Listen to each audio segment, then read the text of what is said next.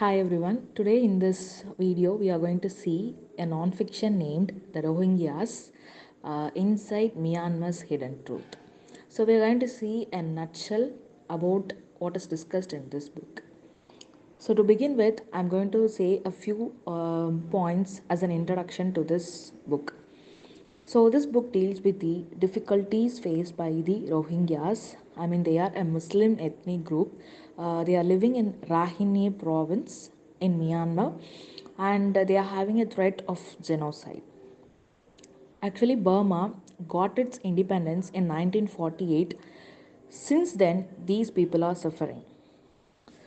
The final destruction of this category people started in the late 2015.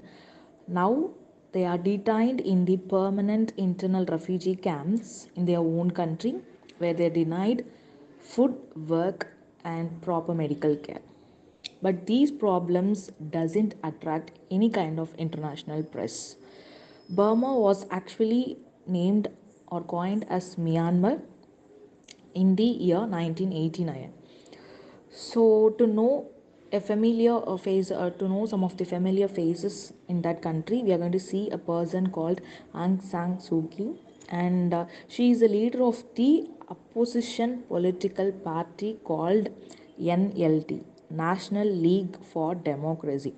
So everybody will be aware of this person as she is a Nobel Peace Prize recipient, as she was struggling for the people's right, and she has been in the house arrest for more than 20 years. And to add up a point, Burma or so called Myanmar is not in the Commonwealth Association. This association consists of the countries who were once colonized by the British people. Fine. So after its independence in 1948 till 1962, Myanmar was a democratic country. It had democratic rule. But after 1962 till 2011, it had military rule. Okay, so this particular person, Aung San Suu Kyi, is an Myanmar elite. So elite means the rich people and those people who have power in their hands. Why I'm saying is that you're going to see her family background, who is her father and who is her mother. Her father is a leader of the independent movement of Myanmar. Okay, and her mother is a government minister during the democratic rule, and this party's deputy chairman. Okay, he is the commander in chief. I mean, he is commander in chief of the Burmese army till 1976. So, basically, the foundation and the main members of this NLD party are from Myanmar elite, rich people, and the people who have power in their hands. Okay, so these group form the major position of the country, major part of the country. So, gradually, a question is arised. So, when the party has a wider allied people, how it can win a ethnically complex country who support mainly from ethnical Burman community? So, the people will usually have a thought, right? If I belong to a minority community, then how can I get some good rules or laws under these majority group of people? So, that is a point why this NLD is having a major drawback. And coming to the point, we are going to see religion, Buddhism. I know everybody is aware of this religion, and we have it generally of thought it is a peaceful religion.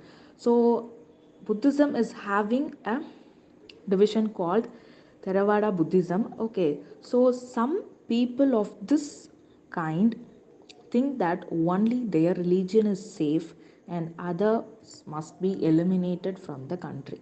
This particular kind, Theravada Buddhism, is usually followed mainly, or it is usually dominant in two countries in the world, especially it is in Sri Lanka and Thailand.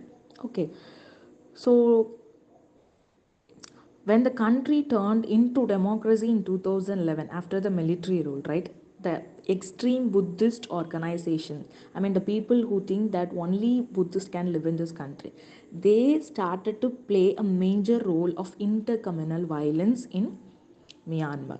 So Myanmar consists of two political parties. One is NLD, as we have seen already, and the second one is USDP, Union Solidarity and Development Party. So these extremist organizations are playing a vital role because these two political parties are reliant on these organizations whenever they are in need of support. So what kind of support we'll be seeing later. And these two parties and in general the people wanted to have military rule in Myanmar rather than the democratic rule, okay, because they think that it will be leading to issues. So that is the main thought of people who are in Myanmar. And there is also a common thought prevailing in Myanmar that only Buddhist people can live in Myanmar because that Buddhist extremist people they totally wanted a racially pure state. Okay, pure state. Sorry, state. Fine. So this is a quite brief introduction about this book, and we are going to see. So this is the problem. Okay. So this is the problem we are going to deal in this book. So what is the background of this? That is what we are going to see. The military, the extremist group, the Buddhist fundamentalist, and the NLD party people, they say that Rohingyas have no right to be in Myanmar because they are Bengalis and they must live in Bangladesh. So this is the argument which is widely believed in Myanmar, especially among the common people. And after 1962, the military junta created a new logic that Burman Buddhists could be the real royal and loyal citizens of Myanmar. And the Rohingyas, they are different from the Buddhist people in three ways. I mean, they are different in the color of their skin, in their language, and mostly in religion. Then, the Rohingyas are really Bengali migrants who entered Burma during the period of British rule is widely repeated by Burmese officials in order to claim that the Rohingyas are not really Burmese. Okay, and to quote this, we are going to have a person saying, and the person name is E. Mint Ang. He is in Burmese envoy, I mean, an ambassador in Hong Kong. He described Rohingyas as ugly as ogres, I mean, monsters, and as not sharing the fair and soft skin of the other Burmese ethnic groups. Okay, and now we are going to see the historical records. They are saying, right, these people are not Myanmar, they are not the original people of Myanmar. So what history says, that's what we are going to see in the next part, correcting the historical record. Fine. So the Rahinye is the name now it is referred as, but before it is referred as Arakan. The place is called as Arakan province. Okay, so there is a substantial evidence that an ethnic group now known as the Rohingyas lived in Arakan province before the Burmese invasion of 1784. Okay, shortly after the British conquest, a survey carried out by Charles Patton indicated that the population of this Rahine province was around 1 lakh, and among this 1 lakh, he identified 30,000 people were Muslims. And this Muslim peoples has been classified into three ethnic groups, and they are sorted out as Rohingyas, the Kamans, and the small established community. Okay, so there was Indian migration from the British ruled India to Burma before 1937 for four reasons. So what are the four reasons? I mean, what are the four main areas we are going to see? The people were migrated from India to Burma to work in four places. The four places are in rice fields, in rubber plantations, okay, and then in colonial administration in Myanmar, because the British people thought that non-Buddhist, okay, that person might be a Christian or Muslim person, so they will be more loyal when compared to the Buddhist people. This was thought by the British. Okay, so people migrated there to work in the colonial administration, I mean the government areas, and in docks, I mean where the ships are repaired or created, and then in transportation sectors. So to work in all these four sectors, people from India moved to Burma, but these people are not Rohingyas, and that is very evident in the history. Okay, so now how this discriminated has escalating, I mean how it has been increased, what are the reasons for that, that's what we are going to the next session. Okay, so Japanese invaded Burma in 1942 and it provoked serious intercommunal strife. So when Japanese surrendered, most Rohingyas fled to the north of the province and ethnic Rohingya fled to the south. So this led to a short-lived revolt by Rohingyas, and some of the Rohingya politicians petitioned for the inclusion of the northern districts of Arakan into what was then of East Pakistan. So now East Pakistan is transformed into Bangladesh. Okay. So, unlike most of the Burma's ethnic groups, they were not given full citizenship in 1848. Okay, but however, Prime Minister U Nu indicated on several occasions that this was a temporary problem and that the Rohingya has the equal status of nationality with Kachin, Kaya, Karen, Mon, Rahini, and Shan. So these are the other minor ethnic groups present in the Myanmar. So like these set of people, Rohingya is also the origins of, the original people of Myanmar. Likewise, he stated in so many occasions. Okay, so there is an ample evidence in Burmese legal framework and in the practical decisions that were made that Rohingyas were not seen as being especially different to any other ethnic minority in the period of democratic rule. Okay, so they are described as Rohingyas only in the year 1961, especially in the census, indicating an ongoing recognition of their existence as an ethnic group. So till 1961 they were not considered as the citizens of Burma. Okay, so up to this year 1961 everything was okay and everything was perfectly good, but what changed and when it changed is that in the year of 1962, because from 1962 the democracy came to an end and the military came to the power. Okay, so in the 1974 constitution of the Socialist Republic of the Union of Burma, okay, was taken a critical step because it removed the status of the Rohingyas and had granted independence and insisted that they accepted the identity cards that described them as foreigners. Okay, so this led to a period of sustained violence against Rohingyas and a large outflow mostly to the Bangladesh. Okay, so what I have said is that in the 1974, the Rohingyas are considered as foreigners and they are not the origins of the Myanmar. So what happened is that a violence happened there. So most of the people, because of the violence, they moved to the Bangladesh. Okay, and also in the year 1982, Burmese citizenship law, it took a step further. What stated in that law is that Rohingyas are foreigners and they did not live before 1822. Okay, and during this period, lies were also spread to convince the rest of the population that Rohingyas who spoke a language very different to Burmese had no place in the country. Okay, and new laws introduced in 1989. So this is the year Burma was changed into Myanmar. Okay, a senior Rohingya official noted that they were still allowed to vote in the 1990 elections and to stand for political parties, but some NLD members and the party banned Rohingya parliamentarians and stated that they must have used fake identity cards in order to stand for election. Okay, so from 1991 to 1992, military attacks were imposed on the Rohingyas, which resulted in exodus of 250,000 to Bangladesh and to Malaysia.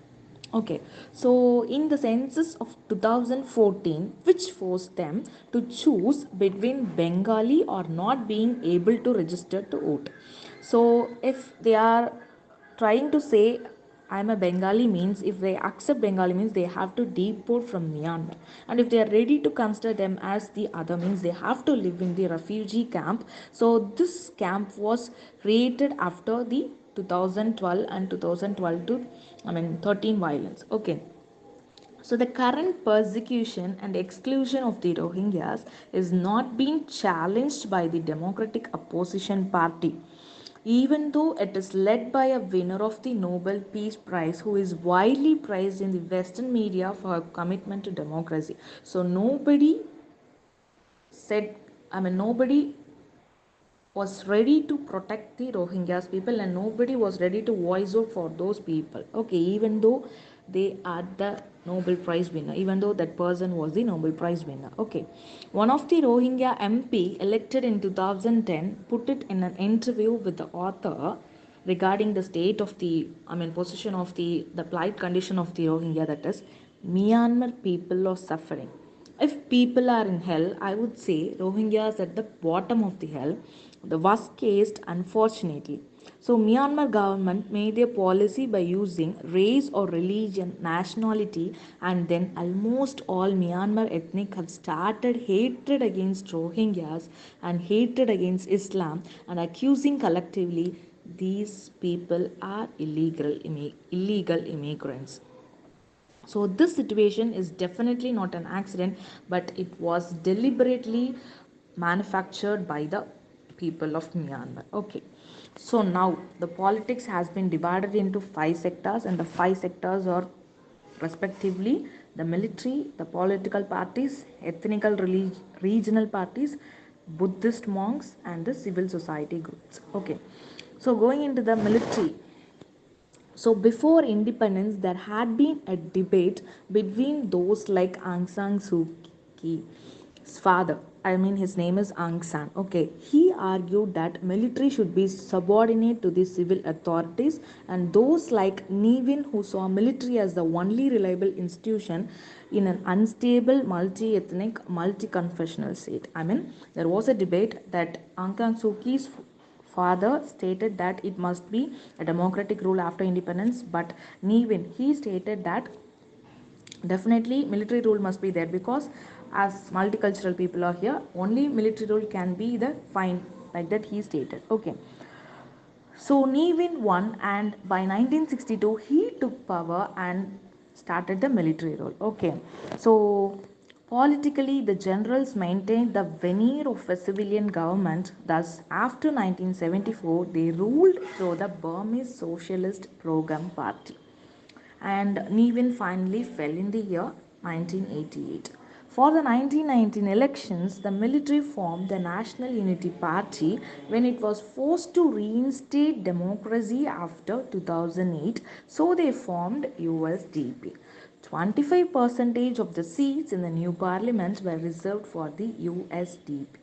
So this political party is completely a party based on military. Okay, the fundamental problem is that military still controls Myanmar. Okay, the Bata Buddhist extremist organization was set up by the military as an alternative power base. Okay, fine. So the next category is that the national political parties. I mean the second category. So I have told that two parties are there in Myanmar. Okay. So one is military based. Which one? USDP, and the other one is NLD, which is an elite organization, especially Myanmar Elites Party. Okay. Okay. So these two parties, whenever they come to the rule, they have an alliance with the monks. I mean, these extremist people. Okay. So uh, whenever they are in need, they will be using these people, and with the support, they are ruling the Myanmar. Okay. So the NLD boycotted the 2010 elections because Aung San Suu Kyi was banned from standing. Okay, but it took part in the elections in the year 2012 by winning 43 out of 45 seats in Myanmar. Okay, it has won a landslide victory in the 2015 elections, but even though Aung San Suu Kyi is still debarred from becoming a president. Third one is regional political parties. So, Arakan League for Democracy, which was a party formed to represent the Buddhist Rahine community. Okay, be careful. Its manifesto was anti-Rohingya and exclusion of Rohingyas from the electoral process. This party was closely allied to the NLD and joined with the NLD in challenging the validity of those elections which had been won by Rohingya. Renamed as Rohingya Nationalist Development Party (RNDP), it contested in the 2010 elections and won the majority of the seats in the Rohingya province, Okay, so it has been implicated in organizing the 2012 and 2013 ethnic violence that forced many Rohingyas into permanent internal refugee camps and expulsion. They allied with extremist Buddhist groups. Okay, so even these regional parties, um, they support the inter-communal violence in Myanmar. Okay, the fourth one is Buddhist groups. Okay, so this Buddhist, I mean the extremist people who work for the racially pure state can be classified into three groups: 969 movement, the Mabata, and a small group of older clerics who reject anti-Islamic thoughts. Okay, so the both seem, I mean the 969 movement and the Mahabharata, they both seem to be dominant and influential, and to see Muslims as threats to Myanmar's Buddhist, which led them to advocate discrimination and violence against them to drive Islam completely out of the country. Okay, since its foundation in 2010, the Mahabharata has become more influential than 969 movement. They now have they now have a great deal of control over religious education in Myanmar, which they used to teach the extremist anti Muslim interpretation of Buddhism. So they started to create the discrimination even among the kids. They led a number of campaigns to force Buddhists to boycott Muslim owned businesses. Okay, so these groups have influence over the political parties too, and they help in organizing violence, and they also have the capacity to overthrow the democracy and to create the social unrest. Okay, and also they even campaign for the political parties. Okay, so but Western people who observe all these things, they believe that Myanmar is progressing towards a steady um, path of democracy. Okay, and then the fifth group, the civil society, I mean the NGOs, networks such as Panzaga. Okay, these people, okay, have allies with some monks who provide protection to the Muslim people who were attacked by the extremists. Not all the Buddhism, not all the Buddhist people in Myanmar are in need of this pure state, I mean racially pure state, right? So some people helping these Muslim people, and even women groups lead the opposition to marriage laws because they are trying to banning the marriage, banning the marriage laws. I mean, the marriage law imposed by the Myanmar is that they should ban the marriage between Buddhist women and Muslim men. So these women group try to ban that marriage law. Okay.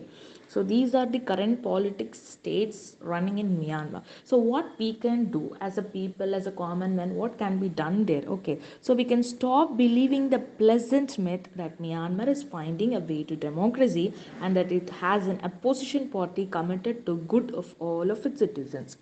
Association of Southeast Asian Nation, I mean Asian, ASEAN. Parliamentarians stress that there is a need to abandon non interference and Myanmar should allow international observers and it must restore at least basic civil rights for the Rohingyas. Okay, so that is what we can do. We have to interfere in the situation of Myanmar, and we have to take the media there, we have to take the press there, so we can definitely picture what is the reality of the state, so that situation can change in Myanmar. That is what we can do to change the plight condition of the Rohingyas there. So this is what discussed in the book. Thank you.